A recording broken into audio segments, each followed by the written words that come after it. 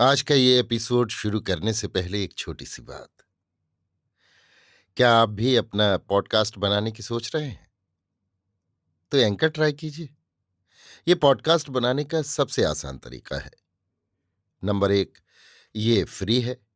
Number दो, इसमें कई सारे ऐसे टूल्स हैं जो आपको अपने फोन और कंप्यूटर पर रिकॉर्ड और एडिट करने की फैसिलिटी देते हैं। नंबर तीन, आप अपने पॉडकास्ट को डिस्ट्रीब्यूट भी कर सकते हैं, जिससे इसे स्पॉटिफाई और दूसरे प्लेटफॉर्म पर सुना जा सके। तो डाउनलोड कीजिए फ्री एंकर ऐप या विजिट कीजिए anchor.fm पर अपना पॉडकास्ट स्टार्ट करने के लिए। ये तो थी एक छोटी सी जानकारी, और अब शुरू करते हैं एपिसोड का सिलसिला। तो आज के एपिसोड में लीजिए सुनिए आचार्य चतुर्सेन शास्त्री के लिखे उपन्यास वयम रक्षा माह का भाग 119 वज्रपात, मेरी यानी समीर गोस्वामी की आवाज में। महीपति रक्षेंद्र ने आज भोर ही में सभा भवन में आ रत्न सिंहासन सुशोभित किया। मंत्री सभासद सभी उदग्र मन अपने अपने आसन पर बैठे। रक्षेंद्र गंभीर भाव से मौन बैठा रहा। फिर उसने कहा, क्या वीरपुत्र का वैश्वानर यज्ञ संपूर्ण हुआ? राक्षस सैन्य क्या रणक्षेत्र का प्रस्थान कर गई? पुत्र ने राजमहिषी की तो चरण वंदना की, पर मेरे निकट मेरा आशीर्वाद लेने नहीं आया। मैं आशीर्वाद देता हूं वो आज शत्रु का हनन कर लंका कंटक दूर करे, परंतु मैं जय निनाद नहीं सुन रहा हूं। हाथी नहीं चिंघाड़ रहे, न घोड़े हिनहिना रहे हैं। ये मेरे हृदय में हुक सी कैसी उठ रही है। सभासदों, मैं तो अब स्वर्णासन पर स्थिर नहीं रह सकता। मेरे प्राण अधीर हो रहे हैं। क्या सेना प्रस्थान कर गई? सारण ने अधोमुख हो कहा, श्रृंगीनाद तो नहीं सुनाई दे रहा है, किंतु ये कोलाहल कैसा है? ये तो बढ़ता ही जा रहा है। ये सेना का जयनाद नहीं है। अब युद्ध के धौंसे एक बारगी ही कैसे बजने बंद हो गए? भेरीनाद कहाँ सुनाई दे रहा है? रावण ने विकल दृष्टि से चारों ओर देखा। इसी क्षण एक चर आकर हे परमेश्वर, हे रक्षेश्वर, हे महिदेव कहता भूमि में आ गिरा। इसके बाद 2 4 10 50 100। ये क्या, कोई बोलता क्यों नहीं? रावण ने गरज कर कहा, परंतु दूतों के मुख से बात नहीं फूटी।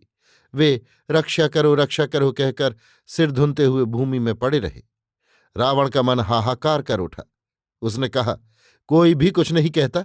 ये सब तो अक्षत है, निरापद हैं, फिर इतने कातर क्यों हैं? रक्षेंद्र मणिपीठ त्याग कर खड़ा हो गया। उसने कहा, अरे कहो, क्या संवाद है? क्या वीरपुत्र ने प्रस्थान कर दिया? चतुरंगणी सेना क्या शत्रु के सम्मुख पहुंच चुके? दूत सिर धुनने और विलाप करने लगे। रावण ने कहा, अरे कहो, तुम सब इतने शोकातुर क्यों हो? क्या तुम कोई अमंगल वार्ता करना चाहते हो? अगर अरिंदम ने राम को मार डाला है तो कहो, मैं सभी को राजप्रसाद दूंगा। एक वृद्ध दूत ने सिर उठा, मुख में तृणदाब कांपते कांपते कहा, हे पृथ्वीनाथ, ये अधम दास अमंगल वार्ता कैसे कहे? हाय, वो बात कहने से पूर्व ही मेरी जीभ कटकर गिर जाए। अमंगल वार्ता? कैसी अमंगल वार्ता? अच्छा, शुभाशुभ जो हो वही कह। शुभाशुभ तो विधि का विधान है। झटपट कह, मैं तुझे अभयदान देता हूं।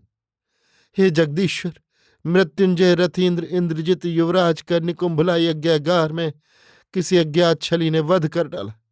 उनका रक्त प्लुत अंग अंग निष्प्राण शरीर यज्ञ भूमि में पड़ा है।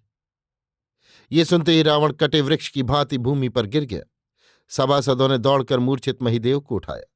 सहसा सैकड़ों सहस्त्रों राक्षस भट रोते चिल्लाते छाती कूटते सभा भवन में घुस आए।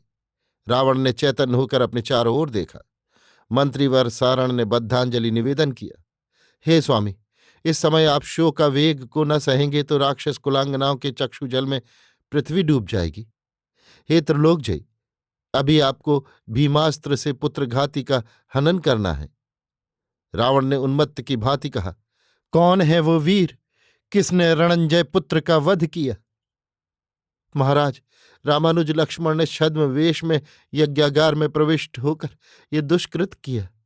रथीन्द्र जब भगवान वैश्वानर को वेद मंत्रों से अभिमंत्रित कर नील कमल की आहुति अर्पण कर रहा था, तभी सौमित्र ने हठात प्रविष्ट होकर निरस्त्र महारथी का वध कर डाला। रावण ने वज्र गर्जना करके कहा, अरे वीरो, युद्ध साज सज लो, आज मैं इस शोक ज्वाला से विश्व को भस्म करूंगा। सहसा प्रलय गर्जन की भांति शत सहस्त्र दुदुम्बियां बज उठीं। महिदेव मत्त गजेंद्र की भांति लड़खड़ाता हुआ अंतःपुर में पहुंचा। मंदोदरी रोते रोते चित्रांगदा और सखियों सहित आकर उसके पैरों में लौट गई। रावण ने आहत पशु की भांति कराहकर कहा, प्रिय धैर्य धारण करो, अभी तुम शून्य गृह में बैठो। मैं इस समय रणयात्री हूं, अभी तो मुझे पुत्र की मृत्यु का बदला लेना है। देवियों, अभी तो मुझे रण साज सजाकर विदा करो, विलाप के लिए तुम्हें बहुत समय मिलेगा।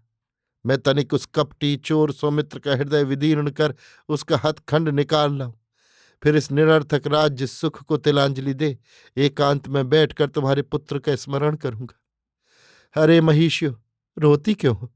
ये रोषाग्नि क्या तुम्हारे अश्रुजल से बुझ जाएगी? आज तो ग्रीशृंग ही चूर्ण हो गया, चंद्रमा के खंड खंड हो गए, रवि मंडल का तेज ही बुझ गया। मंदोदरी ने कहा, देव, राक्षस कुल के अंतिम नक्षत्र आप ही तो शेष है, भला हम कैसे आपको उस मायावी राम के सम्मुख जाने दें? हे महाराज, कैसे हम धैर्य धारण करें? राजमहिषियों के विलाप से विचलित हो रावण ने कहा, जिसके पराक्रम से देवलोक और नरलोक मैंने जय किया, जिसके भय से अतल तल में नाग भयभीत रहते थे, देवेंद्र सुख की नींद नहीं सोता था, जिसके मस्तक पर निर्वंश के छत्रपतियों के सम्मुख दास की भांति कंधे पर तीर्थोदक का कलश रख देवराट ने अभिषेक किया, उस राक्षस कुलदीप का चोर सौमित्र ने अन्यायपूर्वक पशु की भांति वध कर डाला। हाय, वीरमणि निरस्त्र ही मारा गया। मैंने व्यर्थ ही देव दैत्य नरकुल को जय किया, झूठ ही जगज्जयी नाम धराया, पर अब विलाप से क्या? इससे क्या पुत्र फिर से जी जाएगा? मैं आज अधर्मी सौमित्र का वध करूंगा, नहीं तो लंका में नहीं लौटूंगा। अरे, मेघनाद का वध हो गया, ये सुनकर कौन राक्षस जीता रहना चाहेगा? सब कोई चलो, सम्मुख समर में पुत्र का शत्रु के रक्त से तर्पण करें। रावण ने अश्रुमोचन किए, मंत्रीगणों ने सिर झुका लिए, सेना ने सिंहनाद किया। दानव नंदिनी सुलोचना प्रमिला ने स्नान आदि से निवृत्त हो अलंकार धारण किए। दासियों ने प्रसाधन किया, एक एक कर उसके अंगों से अलंकार खिसकने लगे। उसने कहा, अरे सखियो, ये क्या हुआ? मणिमय भुजबंद पहनने से मेरा हाथ क्यों दुखने लगा? अंग से अलंकार क्यों खिसकने लगे? ये मेरा दाहिना नेत्र फड़का? अरे वासंती, वीरेंद्र चूड़ामणि यज्ञागार में वैश्वानर की पूजा कर रहे हैं, तो अभी जाकर उनकी सेवा में मुझ दासी का निवेदन कर कि आज वे रणांगण में न जाएं। आज ना जाने क्या हो, मेरा मन तो डूबा जा रहा है। वासंती ने कहा, देवी तनिक सुनो तो, ये आर्तनाद कैसा है? कौन रो रहा है? अरे, शत सहस्त्र कंठ रो रहे हैं। सुन रही हूं, सेना का हुंकार बंद हो गया, दुदुम्भी की गर्जना विलीन हो गई, श्रृंगी नाद नहीं सुनाई दे रहा, हाहाकार और रोदन ध्वनि बढ़ती जा रही है। अरे, ये सब पुरवासी क्यों रो रहे हैं? रथीन्द्र के रहते लंका पर अब ये कौन सी विपत्ति आई है? चलूं देखूं तो महिषी के मंदिर में क्या हो रहा है। अधीर हो वो अर्धवस्त्र अलंकार पहने ही सखियों सहित महिषी सदन की ओर गिरती पड़ती चली। पीछे पीछे सब सखियां, जहां वातावरण घोर क्रंदन से कंपित हो रहा था, जहां रथीन्द्र के निधन समाचार शत सहस्त्र मुखों के हाहाकार के साथ निकल रहे थे। पति प्राणा साध्वी प्रमिला सुंदरी, दानवराज नंदिनी प्राणाधिक पति का निधन सुन छिन्नलता की भांति मूर्छित हो भूमि पर गिर गई। अभी आप सुन रहे थे आचार्य चतुर्सेन शास्त्री के लिखे उपन्यास वयम रक्षामः का भाग 119 वज्रपात, मेरी यानी समीर गोस्वामी की आवाज में।